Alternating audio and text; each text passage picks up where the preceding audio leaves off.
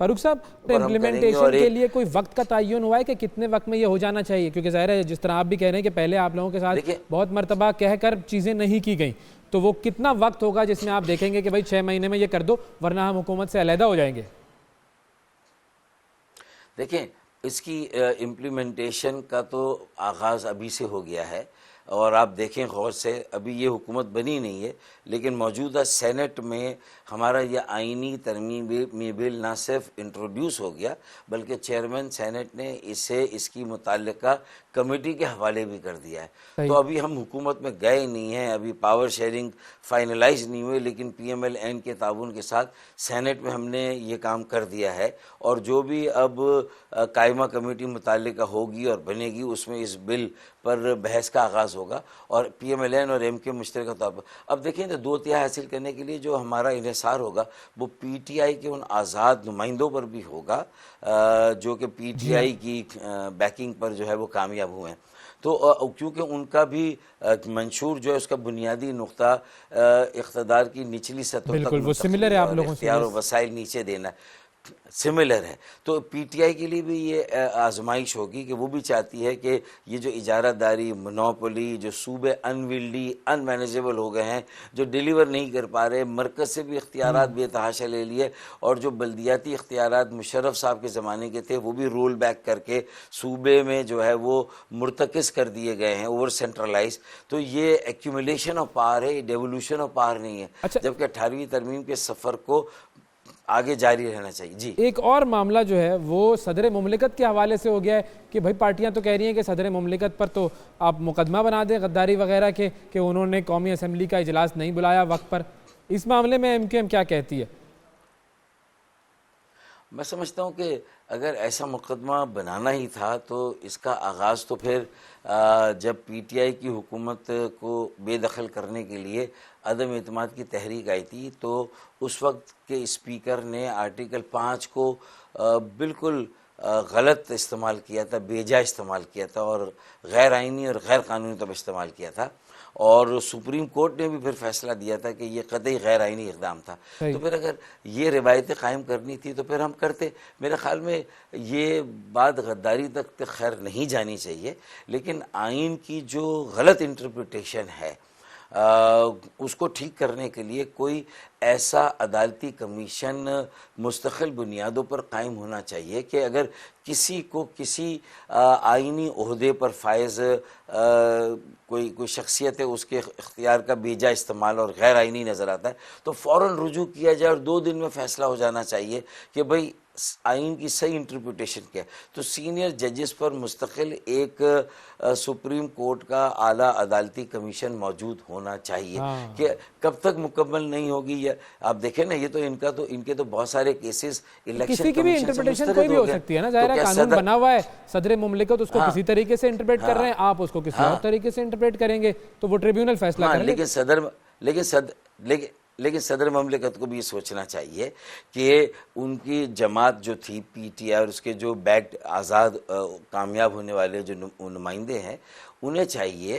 कि वो देखें कि अगर इलेक्शन कमीशन से सारी पिटीशन मुस्तरद हो गई, मुतल्लिका सूबों कि हाई कोर्ट से मुस्तरद होगी तो अब तो ट्रिब्यूनल में मामला जाएंगे ना, तो ट्रिब्यूनल के फैसले आने का क्या वो इंतजार करेंगे? तो सर अब ट्रिब्यूनल के फैसले तो दो सीटें हैं रिजर्व्ड, उनका फिर मामला हल कैसे होगा? वो तो रिजर्व सीटें तो जिसकी हैं उसको जानी चाहिए। कल तो सेनेट में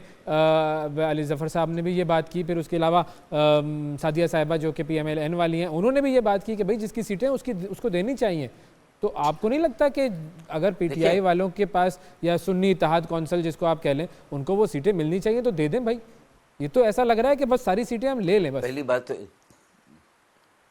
देखें, पहली बात यह कि मैं भी इस बात के हक़ में हूँ कि भाई जिसकी जो सीटें उसे मिलनी चाहिए आप दें, लेकिन सवाल ये पैदा होता है कि क्या इतने सारे आज़ाद उम्मीदवारों को मुख्तलिफ़ निशानों पर आपने इलेक्शन लड़ाया, अवामी एक सेंटिमेंट है वो भी सामने आया, उसकी रिस्पेक्ट होनी चाहिए। लेकिन क्या कानून में अगर इस बात की गुंजाइश ना हो कि अगर आपने पहले से लिस्ट जमा कराई है कि हम सब आज़ाद उम्मीदवार मिलके एक फहरिस्त देते, या हमने सुन्नी इत्तेहाद काउंसिल को जो है वो ज्वाइन किया, तो सुन्नी इत्तेहाद काउंसिल ने क्या इतनी बड़ी फहरिस्त जमा कराई है जिसमें इतनी सारी सीटों पर जो रेशियो और जो तनासुब बनता है उनकी सीटों का वो उनको मिलनी चाहिए। 24 दिसंबर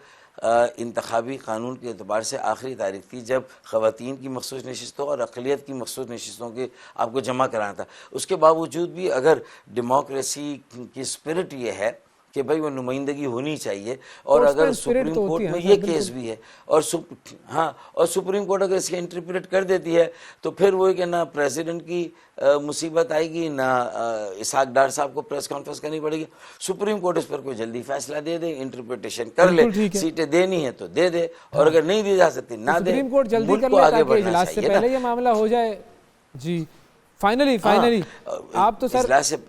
आप तो ये सारी चीज़ें देख चुके हैं, आप लोगों की जमात पर भी जो कुछ हुआ वो सारी दुनिया ने देखा, और बहुत सारे लोगों के जो दिमाग है ना वो अब दुरुस्त हो गए हों कि वाकई बहुत सारी चीज़ें जो आप लोगों की जमात के साथ हुई वो सही नहीं हुई। लेकिन अगर आपसे पूछा जाए, आप अपने दिल पे हाथ रख के बताएं कि भाई जमात से निशान भी ले लिया, इलेक्शन भी लड़ने में रुकावटें, रिजल्ट में भी प्रॉब्लम, अब सीटों में भी प्रॉब्लम, ये मतलब मुनासिब रिवायत है?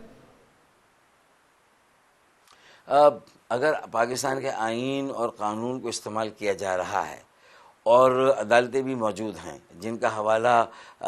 जिस जमात की आप बात कर रहे हैं उसके सरबरा से लेकर नीचे तक लोग दे भी रहे हैं कि अदालतें मौजूद हैं, तो फिर वही वाली बात है ना कि मैं और आप अगर कोई बात करेंगे तो मेरी ख्वाहिश भी उसमें कहीं झलकेगी, मेरी सहूलत भी उसमें झलकेगी। तो फिर इसीलिए मैं कह रहा हूँ कि ऐसे मामलात के लिए मुस्तकिल अब ये अबल्ला किसने छीना था? सुप्रीम कोर्ट ने उसकी इजाज़त नहीं दी थी ना, और उसकी कोई अगर माकूल वजह थी या नहीं थी, बज़ाहिर सियासी तौर पर ये नज़र आएगा कि इस वक्त एक जमात हॉट वाटर्स में है। अच्छा, किसी वक्त कोई जमात हॉट वाटर्स में होती तो फिर सारी जमातें, और जो ख़ास तौर पर कोई बड़ी जमात अगर मुश्किल में है और इस तरह की सूरत हाल से नबरद आजमा है तो उसे पहल करनी चाहिए, उसे बाकी जमातों को ऑफ़र करनी चाहिए कि अभी से बैठ कर अगले इंतखाबात के लिए तैयारी कर लें, ताकि कोई जमात भी बिल्कुल,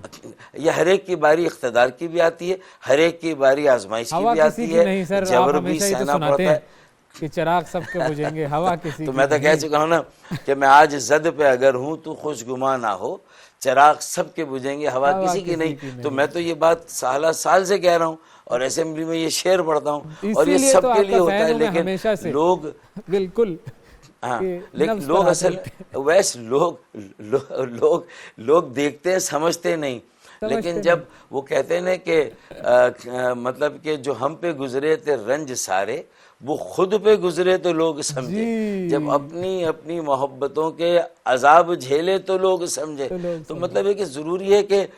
मैं उस आजमाइश में हूँ तो मुझे समझ में आए, वरना दूसरे पर आती मैं एंडोर्स करता हूँ, मैं खुश होता हूँ, मुझे सहूलत मिलती है, मैं आसानी से इलेक्शन लड़ता हूँ। तो मेरे ख्याल में ये अलमिया है पाकिस्तान की जमहूरियत, इसीलिए कहते हैं कि मरकी जमहूरियत है, मरकी जमहूरियत है।